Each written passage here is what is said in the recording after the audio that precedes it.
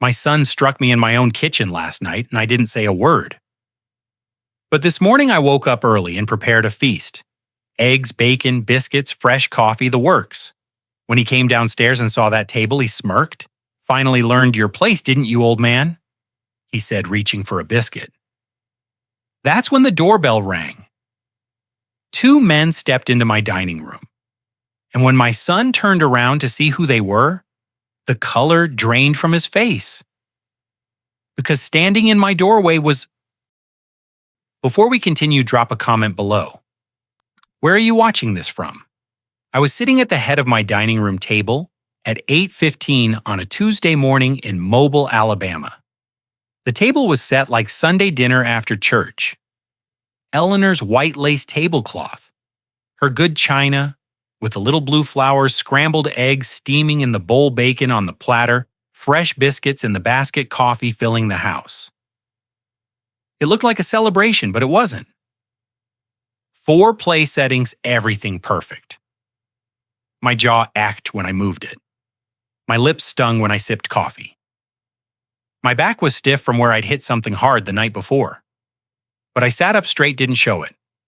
50 years working with wood taught me that when the grain's got a crack, you don't put pressure on it until you know whether to fix it or let it break clean. The clock read 8:15. Upstairs, the shower shut off.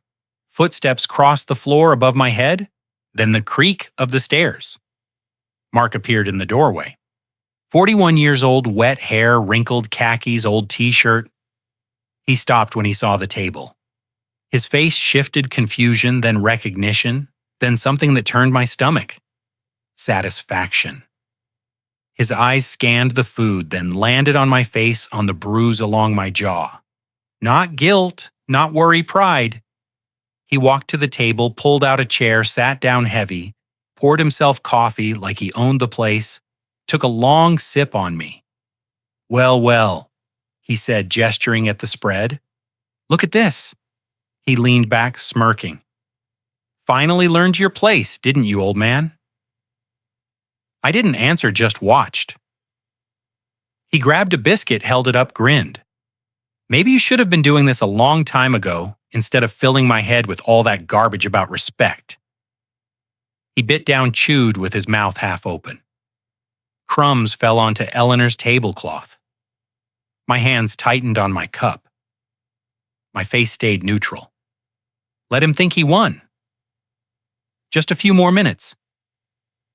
The silence hung heavy. Then a sound cut through the house. The doorbell. 3 firm knocks. Mark stopped chewing. "Who the hell is that?" "You expected somebody." I set my cup down, stood slowly. "Yes," I said. "What, Dad?"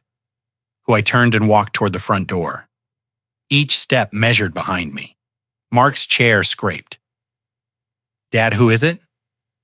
"It's 8 in the damn morning." I didn't answer. I reached the door, put my hand on the brass knob, felt it cold under my palm.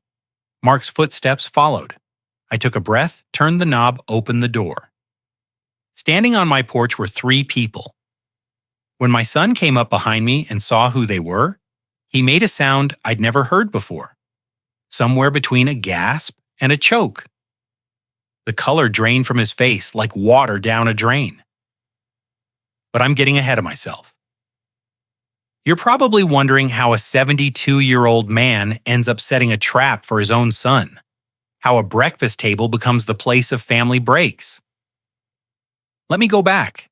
Let me tell you who I am. And let me tell you how the son I raised became someone I didn't recognize anymore. My name is Robert Hayes. Everybody calls me Bob. Born and raised right here in Mobile, Alabama. Turned 72 this past March.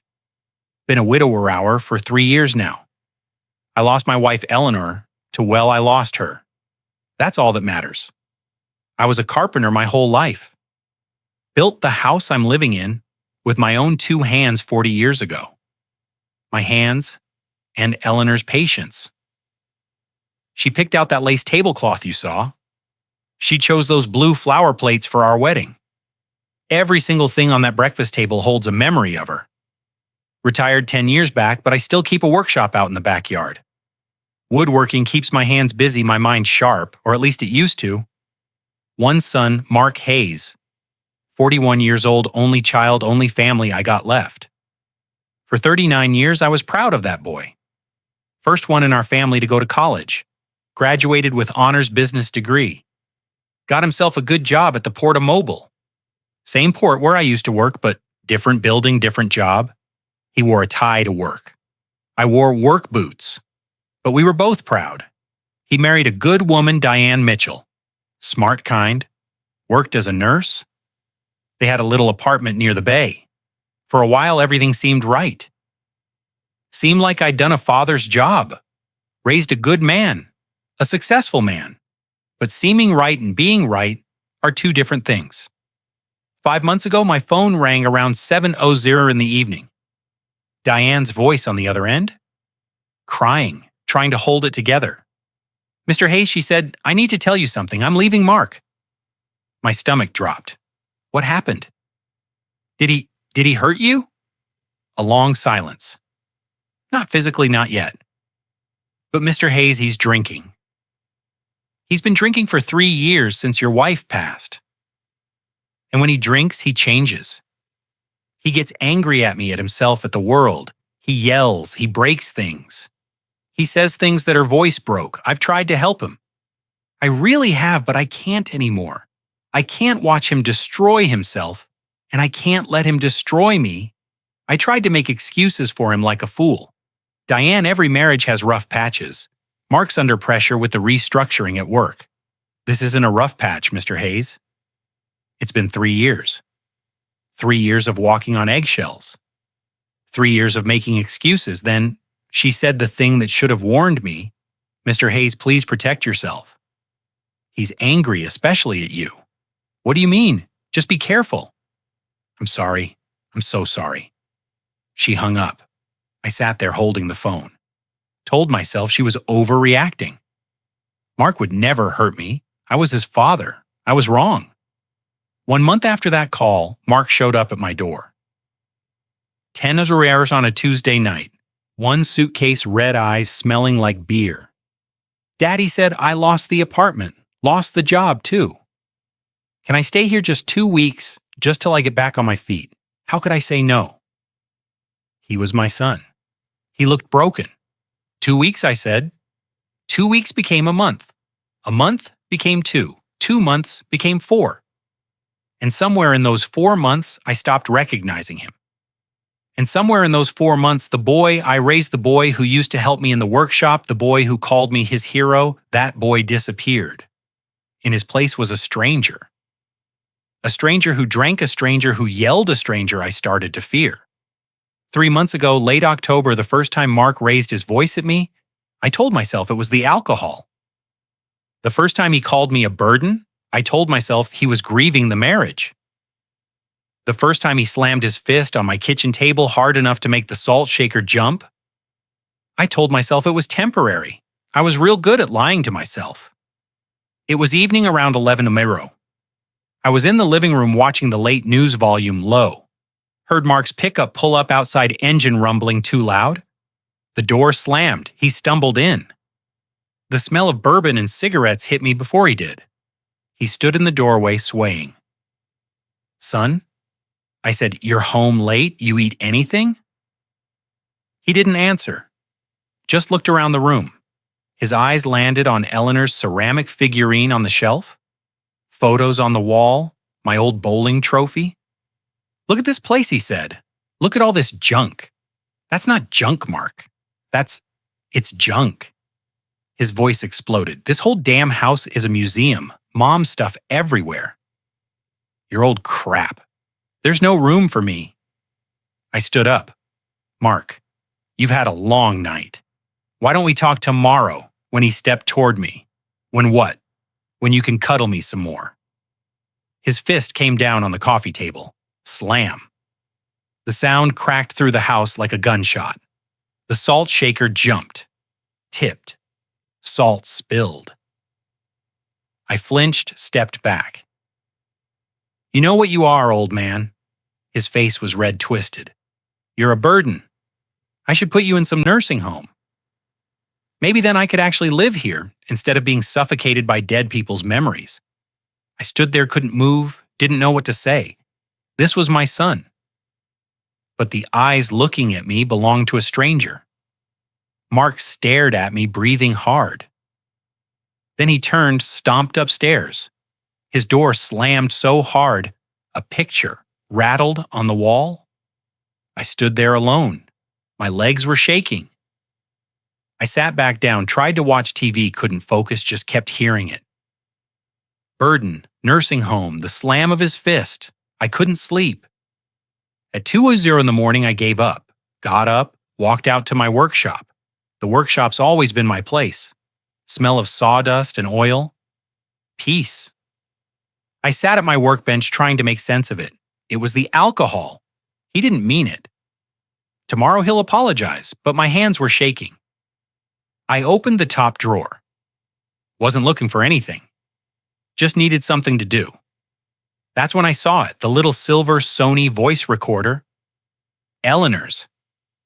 She'd used it years back to record her mama's recipes. I picked it up, wiped the dust. The little rose sticker Eleanor put on it was still there, faded but holding. A memory flashed Eleanor in the kitchen holding this, laughing. I found old batteries in the drawer, loaded them in, pressed record. Test 1, 2, 3. Stopped. Hit play. My voice came out clear. Test 1, 2, 3. It worked. I looked around, toolbox on the shelf by the door. The workshop door faces the kitchen, usually cracked for air. I put the recorder in the toolbox. Hit record. Walked to the kitchen. Spoke at normal volume, came back, played it. Could hear myself clear from the kitchen. Found blank tapes in the drawer. Eleanor had bought a pack. Never used them all. Labeled the first one with masking tape. Day 1 OCT 28. Hid the recorder in the toolbox between the wrenches and screwdrivers just in case. Probably won't need it. I went back inside as the sun came up.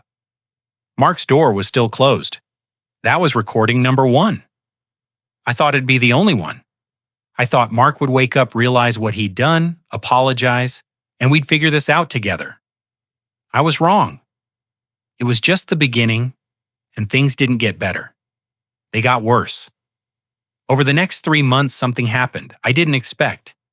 The abuse itself, the yelling, the insults, the threats that hurt. But there was something else that hurt more. The shame. You see, I'm a man from a generation where men don't talk about these things. A man protects his family. A man stands firm. A man doesn't get hurt by his own son. But that's exactly what was happening, and I didn't know how to handle it except to hide it.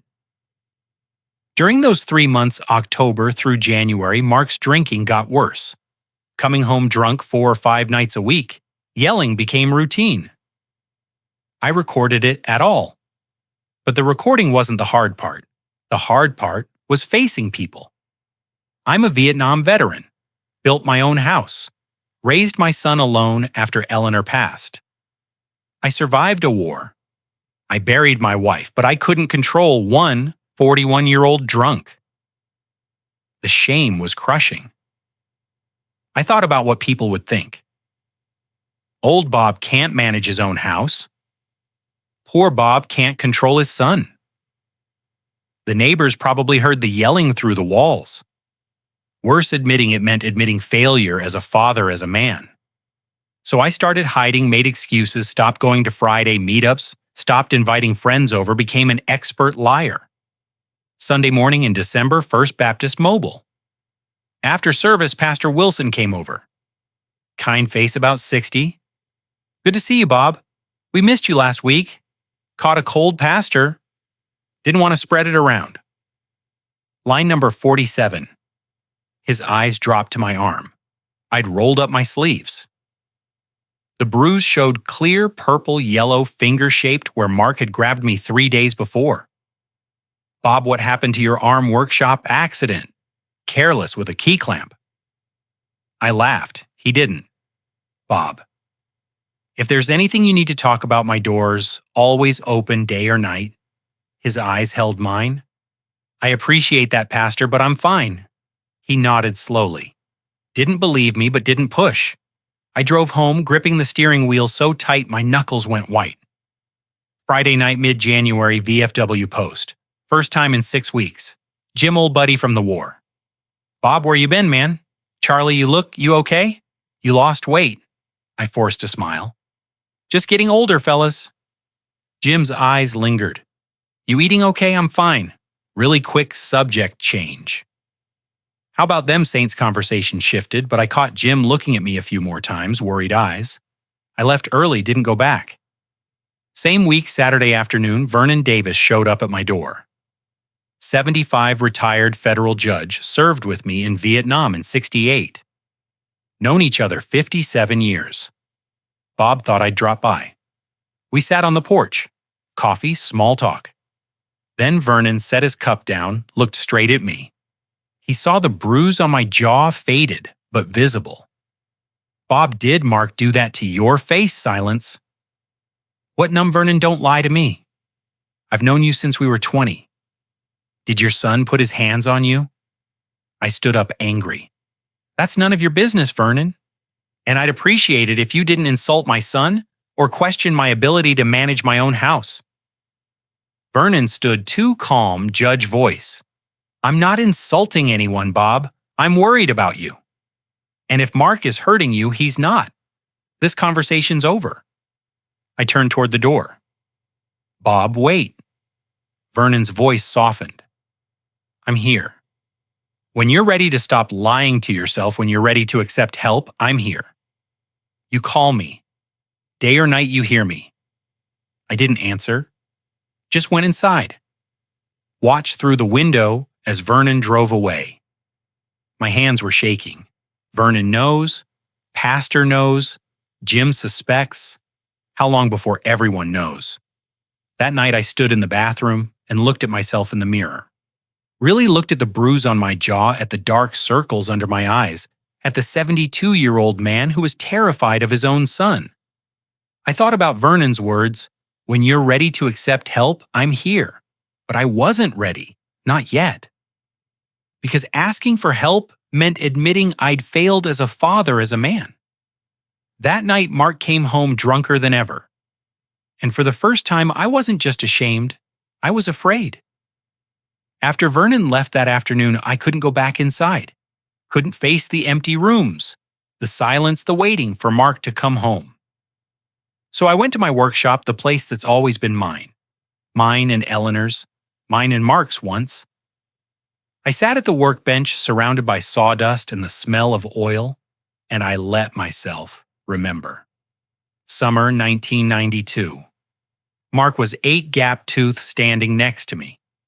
What are you making, Dad? Bookshelf for your mama. Want to help? His face lit up. I handed him a small hammer. He gripped it wrong. My hands covered his. Not like that son. Firm but gentle. Mark's first nail went in crooked. But the pride on that little face.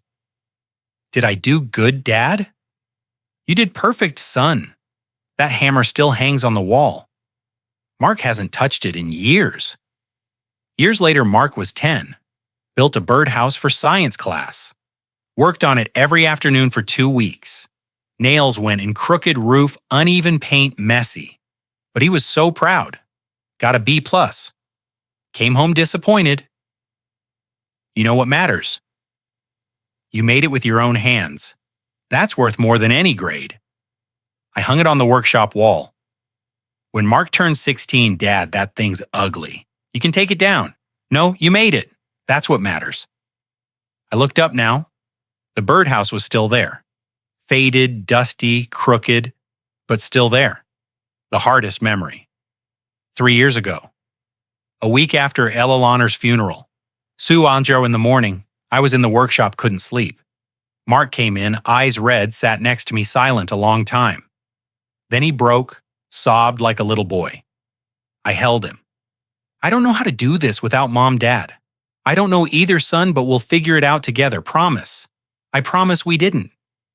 Eleanor's death pulled us apart. Where did that boy go? That was 6 weeks ago. I kept recording. I kept hiding. I kept hoping things would get better. They didn't. 2 nights before everything fell apart, Mark showed me how dangerous he'd become. Wednesday night around 10 I was in the workshop working on a jewelry box for Eleanor's grave. Almost done. The back door slammed. Mark stormed in, drunk, eyes wild. "What the hell you doing out here just working on a project, son? It's late. You should rest." Mark sneered. "All this junk? You care more about this crap than you care about me. That's not true."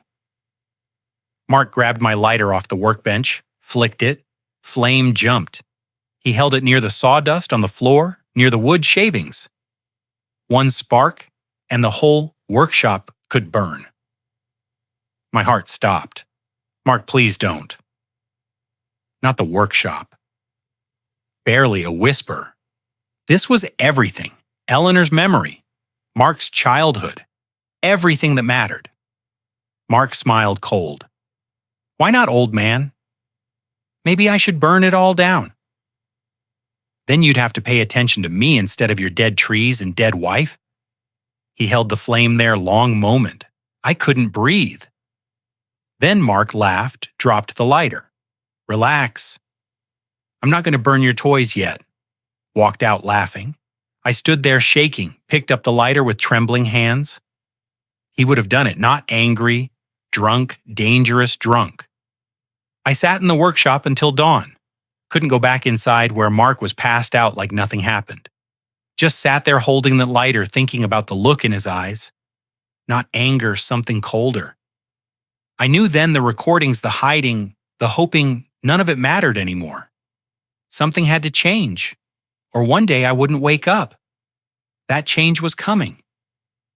The very next night I lay in bed, staring at the ceiling, listening to every creak. Every sound made my heart jump. Was that Mark's door? Was he coming downstairs? Was tonight the night around 2:00 in the morning? I gave up, got out of bed, slipped out the back door to my workshop, didn't turn on the kitchen light, didn't want Mark to know I was awake. The workshop was cold dark. I flipped on the light and saw them immediately. Empty bottles, 3 of them on my workbench. Cheap bourbon. Mark must have come out here while I was trying to sleep. Left them there on purpose. This is my house too. I do what I want. I threw them in the trash. The glass clanked loud in the silence. I sat at my workbench, put my head in my hands. If Eleanor were here, none of this would be happening. She'd know what to say to him. She'd know how to reach him. When Mark was a teenager, angry at the world, she'd sit with him at the kitchen table and just talk. Hours sometimes he'd listen to her. But Eleanor wasn't here and I didn't have her words. All I had was fear. I opened the drawer, pulled out the recorder. I'd been recording for 3 months now. Had maybe a dozen tapes hidden in the toolbox. I grabbed one at random. No. 15. Pressed play. Mark's voice filled the workshop. Drunk, slurred. "You're pathetic, old man. You think Mom would be proud of you? She'd be ashamed." Sound of something breaking. I stopped it, grabbed another. Deck 3. Mark's voice angrier. "I should have never moved back here. Everything wrong in my life is because of you." My own voice trying to call him son. "Please, Mark, don't call me that. I'm not your son. I'm your burden."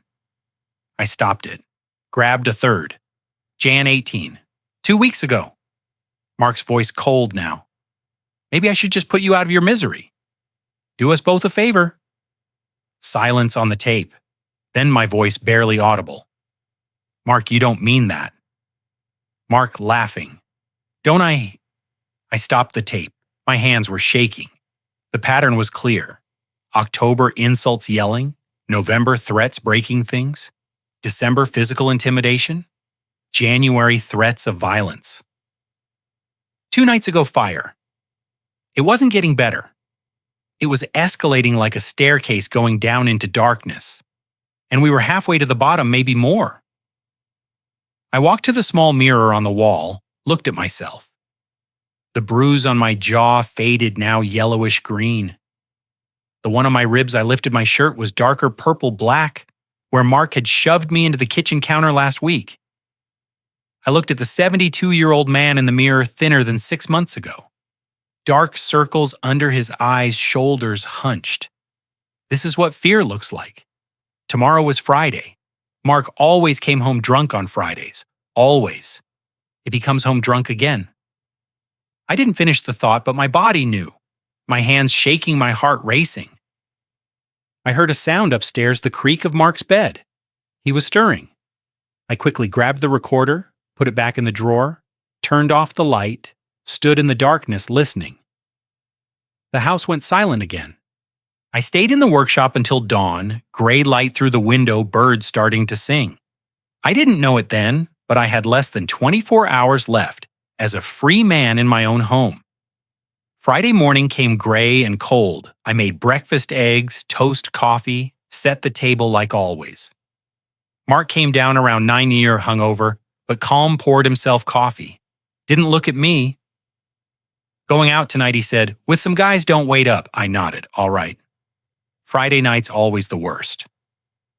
He left the kitchen. I heard his door close upstairs. I sat there staring at my eggs. Couldn't eat them. The afternoon dragged. I went to my workshop, tried to work on Eleanor's jewelry box. My hands wouldn't cooperate. Kept thinking about tonight, about the pattern. 4 or 5 weeks now, every Friday. Drunk, angry, worse each time. Around 3, I heard a car pull up. Looked out the window. Pastor Wilson. I met him at the door. Bob. He smiled, but his eyes were concerned. Just passing by. Thought I'd check in. We sat on the porch.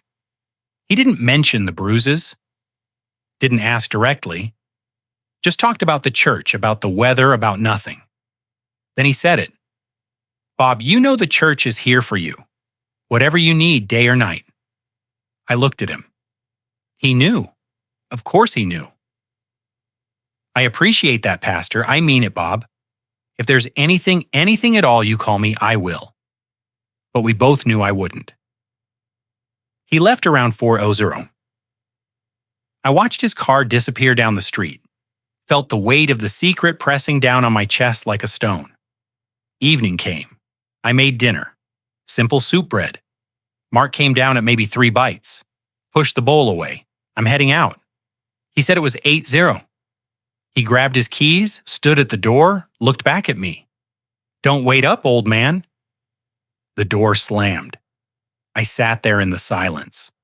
Then I got up, went to the workshop, got the recorder, fresh tape, labeled it Feb 21, brought it back to the kitchen, found the hiding spot I'd set up weeks ago behind the flour canister on the counter shelf, angled toward the table. Tested it once more, could hear clearly. I pressed record red light on hit it. Then I sat down in Eleanor's chair, the rocking chair by the kitchen window, the one she used to sit in while she listened to the radio. I could almost hear her voice. It'll be all right, Bob. We'll figure it out. But it wasn't all right. And I didn't know how to figure it out. I just sat there waiting, listening to the clock tick, listening to the house settle, listening for the sound of his truck. I didn't have to wait long. Just past midnight, I heard his truck, the sound of gravel crunching under tires, engine too loud, cutting through the quiet night. I sat up straighter in Eleanor's chair, my heart hammered. The engine cut off. Truck door slammed. Heavy footsteps on the porch, unsteady stumbling. The key scraped in the lock once, twice, finally turned. The front door banged open. I heard him in the hallway, heard something crash. A picture frame hitting the floor, heard him curse. Then his footsteps coming toward the kitchen. I didn't move, just sat there, hands folded in my lap, trying to keep my breathing steady. Mark appeared in the doorway. The smell hit me first. Bourbon, cigarette, sweat. His shirt was untucked, stained. His eyes were red, unfocused. He swayed slightly, gripping the doorframe. He saw me, his face twisted. What the hell are you looking at? I kept my voice calm, quiet. Nothing, son. Just couldn't sleep. You okay? Wrong thing to say. Don't call me that. His voice was low, dangerous. He stepped into the kitchen. Don't you ever call me that. I stood up slowly. Mark, it's late. Why don't you go get some rest and we can, what he was yelling now? Talk about it in the morning like that's going to fix anything. He walked toward me. I took a step back. My hip hit the counter. You know what your problem is, old man. You think everything can be fixed with a little patience, a little prayer, a little... He waved his hand dismissively. Love. He spat the last word like it was poison. But you never believed in me. Never. Even Mom didn't believe in me.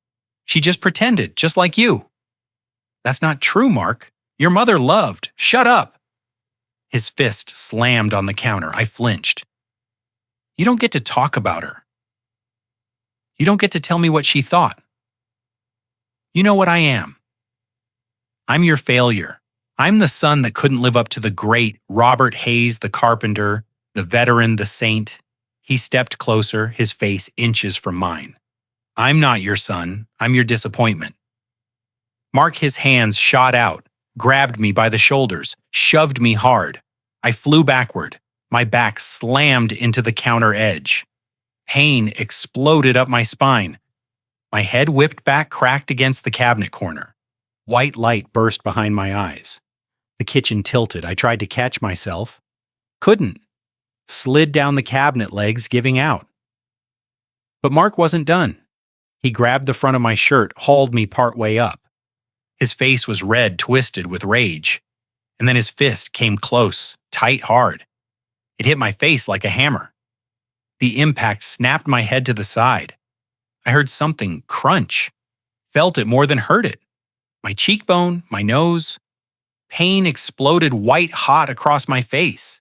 Blood burst immediately from my nose, from my lips, split open against my teeth, hot and metallic, filling my mouth.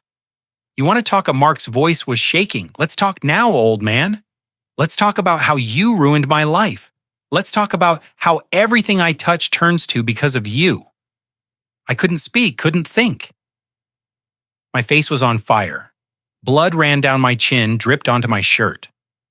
I just looked up at my son, and didn't recognize him. Mark stood over me, breathing hard knuckles. Red, looking down at me, crumpled on the floor, and then something shifted in his face. The rage drained away, left something else. Something worse. Satisfaction. He let go of my shirt. I slumped against the cabinet. That's what I thought. His voice was almost calm now. You got nothing to say now, do you? He turned, walked toward the stairs, stopped at the doorway, looked back. Clean yourself up. You're pathetic. Then he went upstairs. His bedroom door slammed. The house fell silent. I sat there on the kitchen floor. Blood running down my face, pooling in my lap. Pain radiating from my nose, my cheekbone, my head, my back. My hands were shaking so badly I couldn't make them stop. Behind the flour canister, the red light on the recorder blinked steadily, still recording. I don't know how long I lay there on the kitchen floor. Minutes, hours. Time felt strange, stretched thin like taffy. The floor was cold under me, hard. The taste of blood thickened my mouth. My jaw throbbed with every heartbeat. My nose felt like it was split open. My ribs ached where I'd hit the counter. But worse than the physical pain, worse than all of it, was the thought that kept looping through my head. My son just beat me in the home I built with my own hands. I heard a sound from upstairs, Mark's bed creaking, and then a few minutes later another sound. Snoring. He was snoring, sleeping peacefully, like nothing had happened. Like he hadn't just put his fist in his father's face. Like I was nothing. That sound, that rhythmic, peaceful snoring broke something inside me. Not broke me down, broke me open. I had to move. Couldn't just lie here on this floor like a piece of trash he'd thrown away.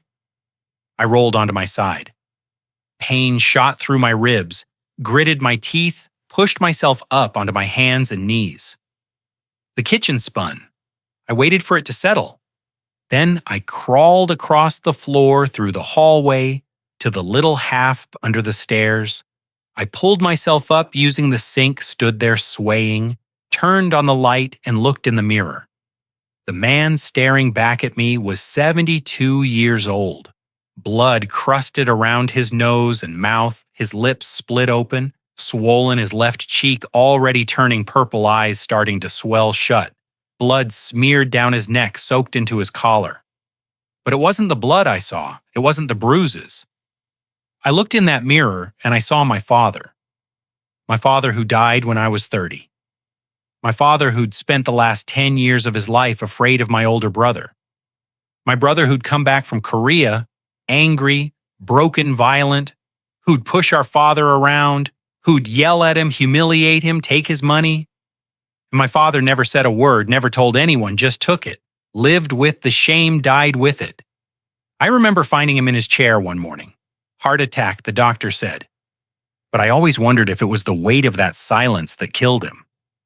The weight of pretending everything was fine when it wasn't. I looked at my reflection, at the blood, at the fear in my own eyes, and I thought, I will not become my father. I will not die in silence. The shame I'd been carrying for months, the shame that had kept me quiet, kept me lying to Vernon and Pastor Wilson and Jim. It burned away in that moment, turned to ash. What was left was something harder, colder resolve. I washed my face with cold water, careful around the wounds. The water ran pink in the sink. I dried off with a towel, patted gently at the cuts. Upstairs, Mark was still snoring, sleeping like a baby, like he's got nothing to be ashamed of. I walked back to the kitchen. My legs were steadier now. The shock was wearing off. In its place, clarity. I went to the counter, reached behind the flour canister, pulled out the recorder. The red light was still blinking. I pressed stop. The silence that followed felt enormous. I rewound the tape, a few seconds, pressed play. My own voice small and frightened. Mark, you don't mean that. Mark's voice cold. Don't I then? The sounds? The shove, my body hitting the counter, my head cracking against the cabinet, my grunt of pain. Mark's voice. You want to talk? Let's talk now, old man. And then the impact, the punch. My own cry of pain muffled. Mark, everything I touch turns to because of you. I stopped the tape, checked the counter. 47 minutes recorded, the entire attack. My hands were shaking as I held that little silver recorder. A Lelinar's recorder with the faded rose sticker. A Lelinar. I thought, I hope you're watching. I'm doing what you would have wanted. I'm stopping this. I looked at the clock on the wall. 1:47 a.m. I wasn't going to bed. Wasn't going to lie down and wait for morning. Wasn't going to pretend this didn't happen. I took the recorder, walked out the back door to my workshop. The air was cold, clear. The rain had stopped. Stars were out. I turned on the workshop. Lights sat at my workbench.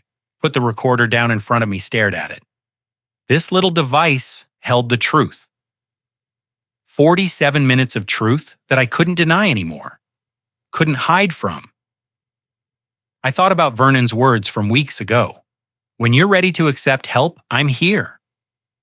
I thought about Pastor Wilson. My door's always open, day or night. I thought about Detective David at church.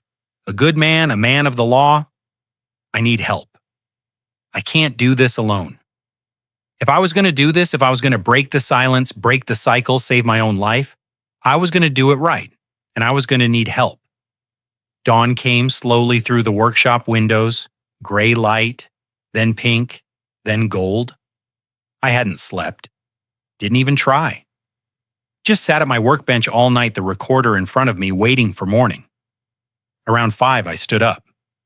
My body ate back, stiff face throbbing, but my mind was clear. It was time. I walked across the yard to the back door, opened it quietly. The house was silent. Mark was still sleeping upstairs. I could hear him snoring through the ceiling. I stepped into the kitchen, stopped, looked at the scene. Dried blood on the floor. My blood. A smear where I'd slid down the cabinet, broken glass in the corner. Something Mark had knocked over. The chair I'd been sitting in tipped on its side. Evidence of a crime scene. I got a bucket, filled it with hot water, and soap, got down on my hands and knees and scrubbed every drop of blood, every shard of glass. Righted the chair, wiped down the counter. I wasn't hiding what happened. I was setting the stage. In the South, you settle things at the table with witnesses with dignity. And if I was going to do this, I was going to do it right. I started cooking. 5:30 in the morning, and I made a feast. Scrambled eggs with butter, bacon, crispy, the way Eleanor used to make it. Grits with cream and sharp cheddar. Biscuits from scratch, her recipe, the one her mama taught her. I found her apron in the drawer, the plaid one she'd given me years ago. Said it was more my style than her flowery ones. I tied it on. It still smelled faintly of her. Lavender and vanilla. Eleanor, I thought as I worked, I hope you'd be proud. Every action was deliberate, methodical. I wasn't just making breakfast, I was preparing for war. By 6:30, the food was ready. The house smelled like Sunday morning after church, like everything was normal, like we were a family.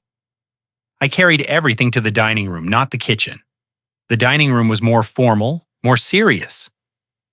I spread out Eleanor's white lace tablecloth, the one she'd saved for special occasions, birthdays, holidays, funerals. I set the table with her good china, the wedding china with the tiny blue flowers around the rim. 4 place settings, 1 for me at the head. 3 others, 1 for Vernon, 1 for Detective Carter, 1 for the officer he'd bring. I stepped back, looked at the table. Mark would come down and see this. He'd think it was an apology, a surrender. The old man finally learned his place. He'd be wrong. I went upstairs, showered carefully, avoiding the bruises, got dressed, clean, white shirt, pressed my church slacks, polished shoes, and my VFW pin, the one I'd earned in Vietnam, the one I wore to remind myself I was a man who'd survived worse than this. I looked in the bathroom mirror. The bruises were vivid now, purple and yellow on my jaw. My nose swollen, both eyes blackened. My lips split, crusted with blood. I didn't try to hide them, didn't put on a hat or sunglasses. These bruises were evidence. They were the truth. I went to my bedroom, pulled the recorder from my shirt pocket where I'd kept it all night. 47 minutes crystal clear. I tucked it back in my shirt pocket over my heart. The clock on my nightstand read 7:45. 15 minutes until 8 Riero. 15 minutes until Vernon and Detective Carter arrived. Just enough time for Mark to wake up and come downstairs. I went back down to the dining room, sat at the head of the table, folded my hands and waited. The house was quiet. The morning sun streamed through the windows, lighting up the white tablecloth, the blue flowers on the china, the steam still rising from the grits. Everything was perfect. Everything was ready. Once I made these calls, there was no going back. I dialed the first number, Vernon Davis. The phone rang twice. Vernon answered alert despite the hour. Vernon Davis. Vernon. My voice broke. I need you. Silence. Then Bob. What happened? Are you hurt? Mark came home drunk. I swallowed. He hit me. Vernon in my own kitchen. Sharp breath on the other end. Where is he now? Upstairs sleeping. How bad are you hurt? I touched my swollen face. Bad enough. Vernon. I need you to come over tomorrow morning, 8 Neros. I'll be there, Bob. His voice was firm. The judge voice. And Bob? You did the right thing calling me. I hung up. 1 down. I dialed the second number. Savannah Police Department. Ask for Detective James Carter. The dispatcher hesitated. Detective Carter's off duty. Tell him it's Bob Hayes from First Baptist. Domestic violence. I'm the victim. Tone changed. 1 moment, sir. 2 minutes later, Carter's voice. Bob, what's going on? Are you safe, detective? My son assaulted me tonight. I need to file a report, but I want to do this right with dignity. Can you come at 8:00 a.m. tomorrow? Pause. Bob, if you're in danger right now, I'm not. He's passed out drunk, but I need you there in the morning. I've got evidence. Everything you need. Another pause. All right, Bob. 8 sharp. I'll bring backup. But if anything changes, you call 911. Understood. Understood. Thank you. I hung up. 2 down. Last call. My brother Tommy. The phone rang 6 times. Hello, Groggy. Tommy, it's Bob. Bob, it's 2:00 in the morning. I need you to know something in case something happens to me. I told him the drinking, the abuse tonight. Tommy's voice went from sleepy to furious. I'm coming over right now. No, I need to do this my way, but I needed family to know. Long silence. Then I'm proud of you, big brother. Takes guts. My throat tightened. Thanks. You call me if you need anything. Anytime. I will. I hung up. Sat there in the silence. 3 calls made. The wheels were in motion. I looked at the recorder, picked it up. Eleanor, I whispered, I hope you're watching. I'm doing what you would have wanted. I set it down, checked the clock. 2:15 a.m., less than 6 hours until 8:00. I didn't go to bed. Instead, I started planning. I was going to make breakfast a big one. Set the table with Eleanor's good china, the lace tablecloth, make everything perfect. If I was going to end this, I was going to do it right. I heard his bedroom door open upstairs. 8:02 a.m. I was sitting at the head of the dining room table, hands folded in my lap waiting. The sound of the shower starting. Mark was taking his time. Probably didn't even remember last night. Probably thought everything was fine. He had no idea. At 8:05, the doorbell rang. 3 firm knocks. I stood, walked to the front door, opened it. Standing on my porch were 3 people. Judge Vernon Davis, 75 years old, tall, and dignified in a dark suit. His face was grim, but his eyes were kind. He looked at my face, the bruises, the swollen nose, the split lip, and his jaw tightened. He gripped my shoulder, didn't say anything, didn't need to. Behind him stood Detective James Carter in full uniform, and beside Carter, Officer Reynolds' young professional hand near his belt. Thank you for coming, I said quietly. Carter's eyes scanned my face. Professional assessment. Bob, you need photos of those injuries. After I said, first I need him to see this. They stepped inside. I led them to the dining room. Vernon sat in the chair to my right, the place of honor. Carter and Reynolds stood near the doorway, official and imposing.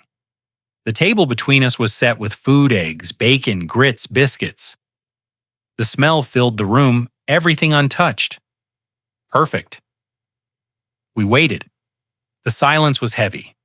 The kind of silence before a storm breaks. At 8:15, I heard the shower stop upstairs. Vernon looked at me. I nodded. Footsteps on the stairs. Slow shuffling hung over. Mark appeared at the bottom of the stairs, jeans, old t-shirt, hair still damp. He walked toward the kitchen, following the smell of food, not looking around. He stopped in the doorway of the dining room, saw the table, saw me sitting at the head.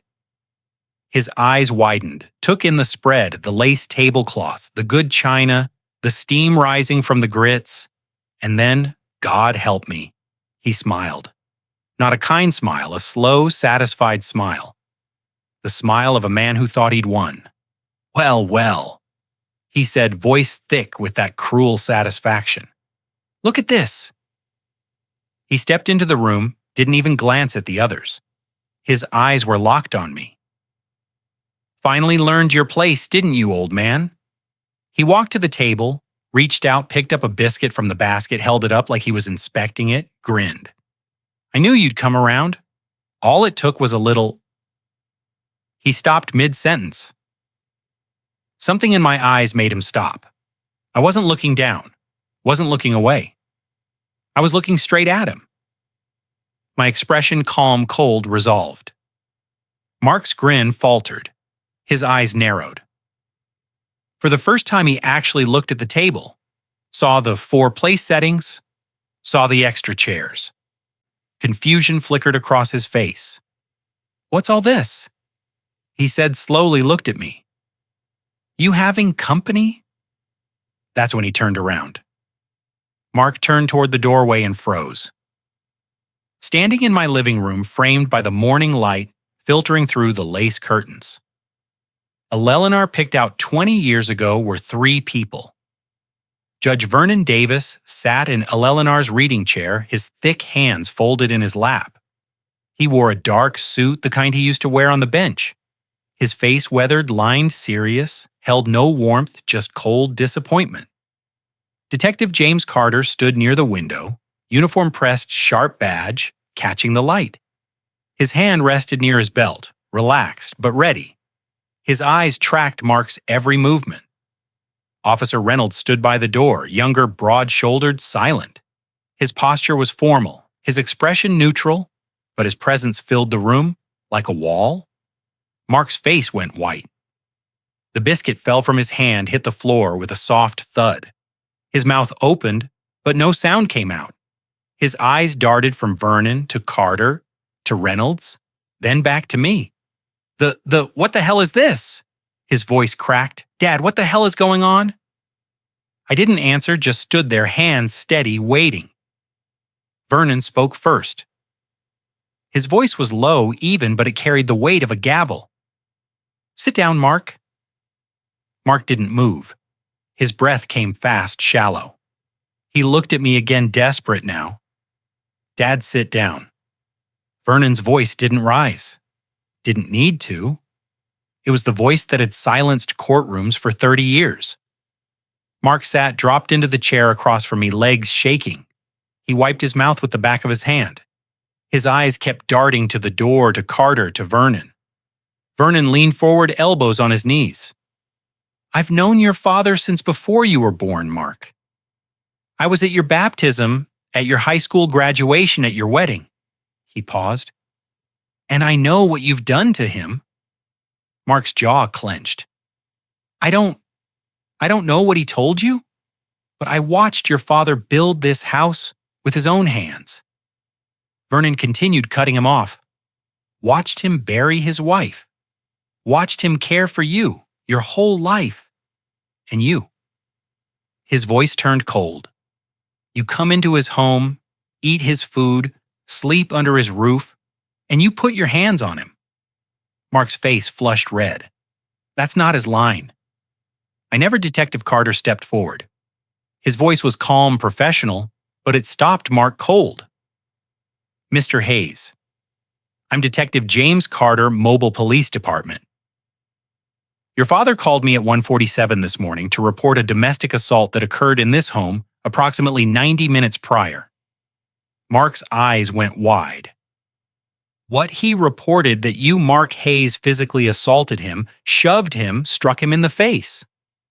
Carter's eyes flicked to my bruised jaw, my split lip. "The injuries are consistent with his report." Mark shot out of his chair. "What, Dad, you called the cops on me." His voice pitched higher, desperate. "Are you insane? I'm your son." That's when I spoke. First words I'd said since he came downstairs. My voice didn't shake. "You stopped being my son last night, Mark." The room went silent. Mark stared at me. His mouth opened and closed. Then anger flared. I didn't." "Okay, fine. I was drunk. I pushed you a little, but I didn't." "You punched me in the face." My voice stayed level. "Knocked my head into the cabinet, left me bleeding on the kitchen floor. I didn't mean you laughed when you walked away." Mark froze. His face crumpled. Panic flooded his eyes. He looked at Vernon, at Carter, searching for sympathy, for mercy. I was drunk.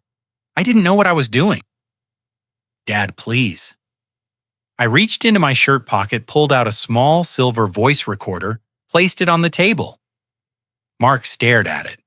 His face went from white to gray. "What?" His voice was barely a whisper. "What is that, your mother's recorder?"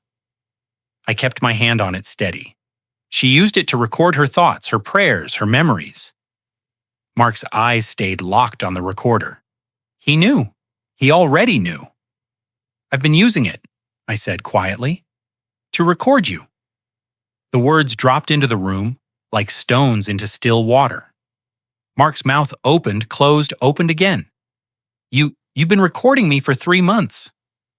Mark's face went from white to gray. "You've been recording me." His voice climbed higher, panic edging in.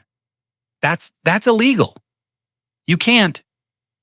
Detective Carter cut him off. His voice stayed calm, professional. "Actually, Alabama is a one-party consent state. Your father has every legal right to record conversations in his own home." Mark's mouth snapped shut. His eyes darted around the room, searching for an escape that wasn't there. His hands gripped the edge of the table. I kept my hand on the recorder steady. "I have 47 minutes from last night," I said quietly. "But I have more than that." I pressed play. The first recording was from 3 months ago, late October, the night it started. Mark's voice crackled through the small speaker. Drunk, slurred. "You're pathetic, old man. You think Eleanor would be proud of you? She'd be ashamed." The sound of something shattering. A glass hitting the wall. "Clean it up yourself. I'm not your maid." I stopped the recording. The silence in the room pressed down like a weight. Vernon's jaw tightened. Carter's pen scratched across his notepad. Mark stared at the recorder. His breathing went shallow. I played the next one. This was from 6 weeks ago, the day Vernon came to check on me. "I never should have moved back here. You're dragging me down. Everything wrong in my life is because of you." My own voice quiet, careful. "Son, please let's talk when you're sober." "Don't call me that. I'm not your son. I'm your burden." I stopped it again. Vernon's hands clenched into fists on his knees. Carter kept writing, but his jaw set hard. Mark's face flushed red. He opened his mouth, closed it. 2 nights ago, the workshop. I pressed play without saying anything. Mark's voice thick with liquor. "You love this damn workshop more than you ever loved me." The sharp click of a lighter. "Maybe I should burn it down. Then you'd pay attention," my voice shaking. "Mark, put that down." Mark's laugh cold and mean. "What are you going to do, old man? Stop me." I stopped the recording. Mark was trembling now, his eyes wide, realizing the trap closing around him. "You can't." Those were private conversations. This was last night. I pressed play one more time. The sound of the back door slamming, Mark's footsteps unsteady, heavy. "The hell you staring at?" My voice quiet, "Just wanted to make sure you got home safe." "Safe? You don't give a damn about me? You just want to control me." The escalation, his voice rising sharper, meaner. "I'm sick of this. Sick of you sitting there looking at me like I'm some disappointment." Then the sounds, a shove, my body hitting the counter, the dull thud of my head strike in the cabinet. Mark's breathing heavy, ragged, my voice gasping. "Mark, please." The impact, the punch, the sound of flesh on flesh, bone on bone, my cry of pain, a long silence, then Mark's breathing satisfied. "That's what I thought. Now you got nothing to say, to you footsteps." Walking away, the stairs, creaking. I stopped the recorder. The silence in the room was deafening. Vernon's eyes were wet, not with tears, with fury and grief. His hands shook in his lap. Detective Carter's expression had gone stone cold. He looked at Mark the way you'd look at something broken beyond repair. Mark was breathing hard. Tears ran down his face, but they weren't remorse. They were fear. "Dad, please." His voice cracked. "I'll go to rehab. I'll get help. I'll do whatever you want. Just please don't." I stood up slowly, looked my son in the eyes. "I protected you your whole life, Mark." My voice didn't waver. From consequences, from your own mistakes, from reality. I let the words settle. "Last night you proved you don't need a father anymore." I paused. You need the law. I nodded to Detective Carter. Mark's face crumpled. No, Dad, no, please. Carter pulled a pair of handcuffs from his belt. Mark Hayes. Carter said, his voice formal, now final. You're under arrest for domestic violence in the 3rd degree. Detective Carter stepped forward. Mayors, stand up. Mark didn't move. His hands gripped the table, edge knuckles, white. Stand up, son, Carter repeated. His voice was firm but not harsh. Mark stood slowly, his legs shaking. Mark Hayes, you're under arrest for domestic violence in the 3rd degree. Carter's voice shifted into the formal cadence I'd heard on TV 100 times, but never thought I'd hear in my own home. You have the right to remain silent. Anything you say can and will be used against you in a court of law. You have the right to an attorney. If you cannot afford an attorney, one will be provided for you. Officer Reynolds moved in with the handcuffs. Mark's eyes went wide. No, wait, Dad. Please. He reached toward me, desperate. Vernon stepped between us, solid, unmovable. Don't make this worse, son, Vernon said quietly. Mark's face crumpled. He started crying, not remorse, self-pity. I'm your son. How can you do this to me? I met his eyes. My voice stayed steady. Because you're my son, I had to. The handcuffs clicked shut. Mark sobbed as Reynolds guided him toward the door. He tried to pull away once, but Reynolds held firm. Easy now, Reynolds said, not cruel, just steady. They let him out through the front door. I followed to the porch, didn't hide. The neighbors were outside. Word travels fast in a neighborhood like ours. Mrs. Patterson across the street stood on her lawn. The Johnsons next door watched from their driveway. I watched the police car pull away. Mark's face in the back window twisted with anger and fear. Vernon stood beside me on the porch. You did the right thing, Bob. I nodded, couldn't speak for a moment. Then why do I feel like I'm dying? Monday morning, I gave my formal statement at the police station. Told them everything. They took photos of my bruises, jaw, ribs, the cut on my lip. A doctor examined me that afternoon. Found bruising on my back and ribs I hadn't even noticed documented it at all. Mark was held overnight Saturday, then released on bail Monday afternoon. Diane's family paid it. The irony wasn't lost on me. Tuesday morning, a restraining order was issued. Mark couldn't contact me. Couldn't come within 500 FT of my house. For the first time in 4 months, I slept through the night. The bruises faded over 2 weeks. My lip healed, but my ribs ached for a month. Every time I turned wrong in bed or reached for something on a high shelf. Pastor Wilson came by that Wednesday, sat with me for an hour, didn't preach, just listened. You should talk to someone, Bob, a counselor. I resisted at first. Felt like weakness. But Thursday night alone in that house, with too much silence, I called the number he gave me. First session, I cried for an hour straight. The counselor, a woman named Dr. Reeves, handed me tissues and waited. When I finally stopped, she said it gently. You're grieving. Grieving the son you thought you had. That was it exactly. The church rallied. Meals appeared on my porch. Cards in the mail. Phone calls, checking in. My VFW friends Jim, Charlie, Frank came by every Saturday, helped with yard work, sat on the porch, didn't make me talk if I didn't want to, but there was judgment too. At the hardware store 2 weeks later, I heard whispers behind me. He called the cops on his own son. I turned around, looked the man in the eye. I saved his life, I said quietly. And mine walked out with my head up. Mark was charged with assault in the 3rd-degree domestic violence class, a misdemeanor in Alabama. He faced up to a year in jail. His court-appointed lawyer advised him to take a plea deal.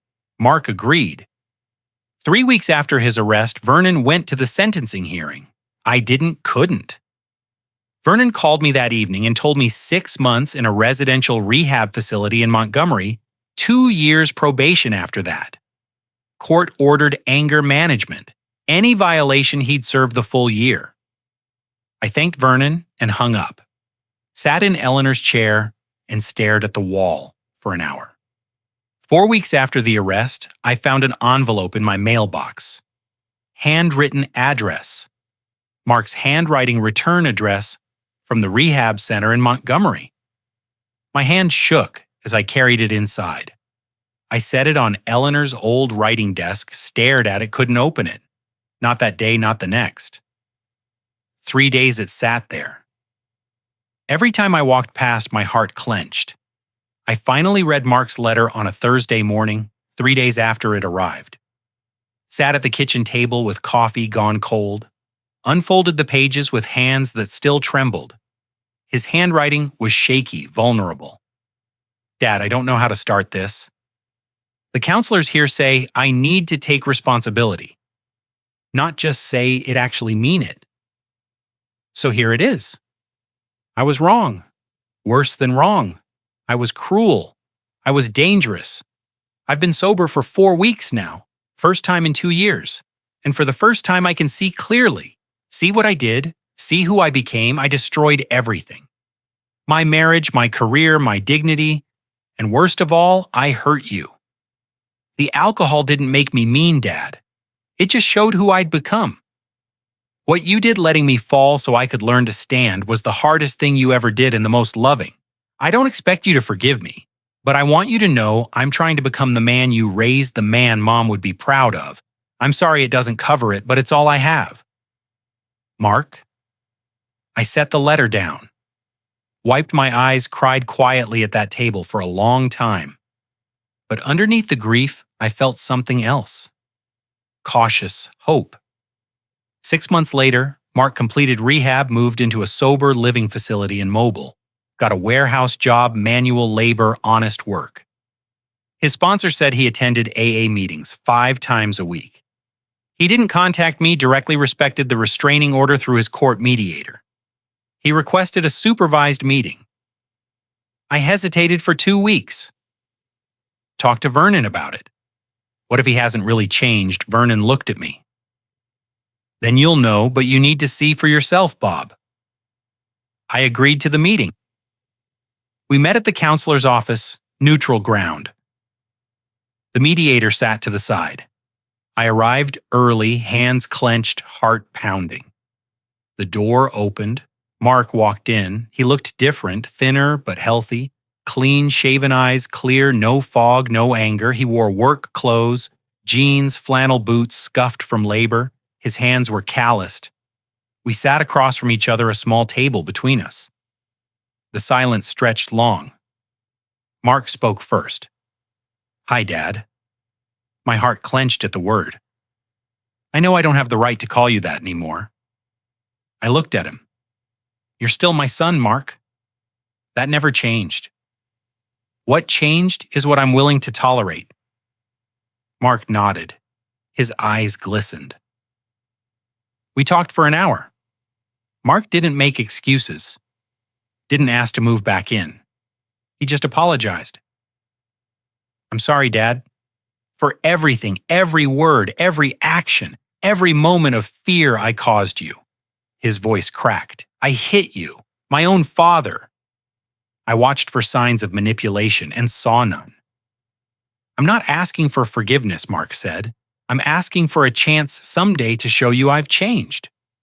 I folded my hands. You'll get that chance, but it's going to be slow and it'll be on my terms.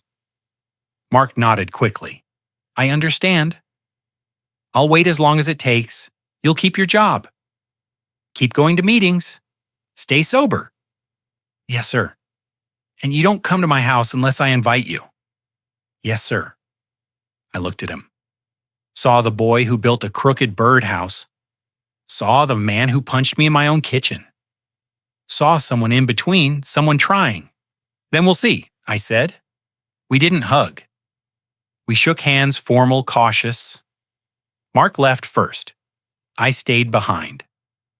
How do you feel? The mediator asked, gently scared, hopeful, still grieving. She nodded. That's normal. Healing isn't linear. I drove home in silence, sat in my workshop that evening, looked at Eleanor's photo on my workbench. I don't know if I did the right thing, Elle, but I did the only thing I could. I picked up my carving tools, started working on a new project, a small wooden box. I didn't know yet if it was for me or for Mark someday. Maybe it didn't matter. Some things you can't fix with your hands, but you can choose not to let them break you. And that I'm learning is enough. This is my true story. Not the kind of grandpa stories you expect, no fishing trips or happy holidays. This is the true story of what happens when love becomes silence and silence becomes danger. I'm 72 now. I should have spoken up sooner. Should have set boundaries when Mark first crossed the line, but I didn't. I protected him from consequences his whole life. And that protection nearly killed us both. Don't be like me. Don't wait until you're bleeding on your own kitchen floor to act. If someone you love is hurting you physically, emotionally, doesn't matter. You're not betraying them by protecting yourself. You're saving them and you. The hardest lesson I learned. Real love sometimes looks like handcuffs. Like restraining orders, like saying no more when every instinct screams to say one more chance. Eleanor used to say, God gives us strength not when we want it, but when we need it most. She was right. That strength came at 1:47 in the morning, sitting in my workshop with a recorder and a phone. These grandpa stories aren't always sweet. Sometimes they're survival guides. Mark's getting better slowly. We're rebuilding, but it's on my terms now. That's the difference. If this true story touched you, if you've been there, or know someone who has left a comment below, share this with someone who needs to hear it. And subscribe to this channel for more grandpa stories that tell the truth, not just the fairy tale. You're not alone.